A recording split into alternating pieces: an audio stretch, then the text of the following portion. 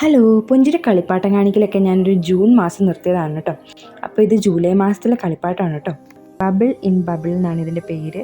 അപ്പോൾ വലിയ ബബിളിൻ്റെ ഉള്ളിൽ കുഞ്ഞു കുഞ്ഞു ബബിൾസ് വരും. അങ്ങനെയാണ് ഇതിൻ്റെ പ്രോസസ്സിങ് കേട്ടോ. അപ്പോൾ ഒരു കുപ്പി ലിക്വിഡ് എന്ന് പറഞ്ഞിട്ടുണ്ടെങ്കിൽ സോപ്പ് ലൈനിങ് നമ്മളുണ്ടാക്കിയാൽ ശരിയാവില്ല, അവരുണ്ടാക്കുമ്പോഴായിരിക്കും കറക്റ്റായിട്ടുണ്ടാവുക. അതും കിട്ടുവേ. എന്നിട്ട് ഇങ്ങനെ അപ്പോൾ കൊഞ്ചി അതിൽ കാര്യമായിട്ട് ഞെക്കി പിടിക്കുന്നില്ല, അതുകൊണ്ട് തന്നെ കുറച്ച് കുഞ്ഞു കുഞ്ഞു ബബിൾസ് വേണുള്ളൂ. പക്ഷേ ഞാൻ ബബിളിൻ്റെ അകത്ത് ബബിൾ വന്നത് നിങ്ങളെ കാണിച്ചു തരാം കേട്ടോ. അപ്പോൾ ഇതൊക്കെ ഞാൻ അവിടെ വെച്ച് ഷൂട്ട് ചെയ്തൊക്കെ വെച്ചായിരുന്നു. പിന്നെ ജോലി മാറി, മനുവേട്ടൻ്റെ വീട് മാറി, അങ്ങനെ എല്ലാം കൊണ്ടും തിരക്കായിപ്പോയി. അതൊന്നും അപ്ലോഡ് ചെയ്യാൻ പറ്റിയില്ല കേട്ടോ.